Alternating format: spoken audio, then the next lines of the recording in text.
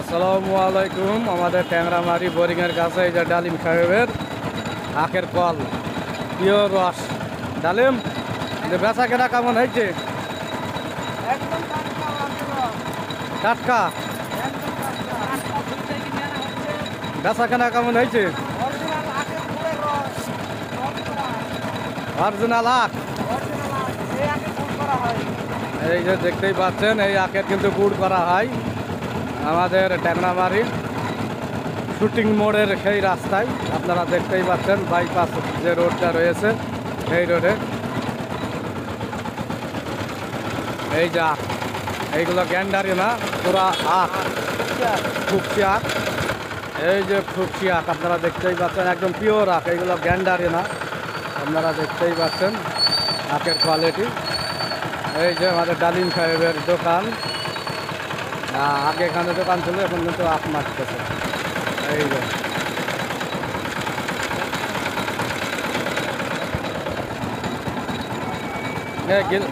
কত গেলাই ডালিম বেরিয়ে গেল? এই ডালিম গ্লাস কত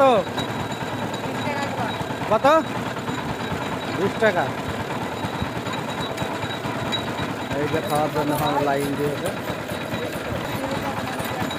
আমাদের ট্যাংরামারি শুটিং মোড়। আলাল ওই আলাল কেমন লাগলো খাইছি? তাই আখের রস, তাই তো আখের রস।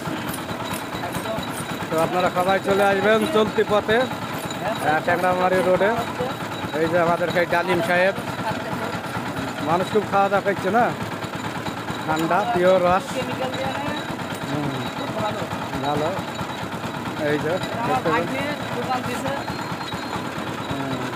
বেচাখানা ভালো হয়েছে, সেই সাথ দর্শক আপনারা দেখতেই পাচ্ছেন, সবাই কিন্তু খাওয়ার জন্য সিরিয়াল দিয়ে রয়েছে। এই যে আমাদের সেই ডালিম।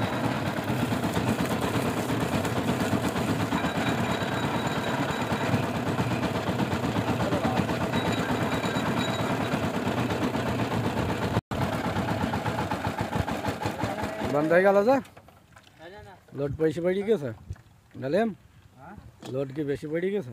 লোড বেশি না, কাস্টমার কোনো বিদায় করেনি। ওই তো ওখানে থাকে ভাই, ওই তো আপনার এই ধানের বীজ থাকবে না, নষ্ট। ডালিম আখ কিনছু কোথায় কি এখন?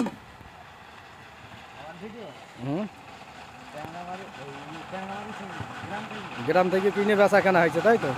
তো দর্শক আপনারা চলে আসবেন ট্যাংরামারি বোরিংয়ের কাছে। এখানে গ্যান্ডারের রস না, আখের রস পাওয়া যায়, ফুকসি আখ, একদম পিওর আখ, জমি থেকে এই মাত্র কাটা হলো। এই যে আমাদের বাইপাস রোড ট্যাংরামারি, আমাদের ডালিম সাহেব।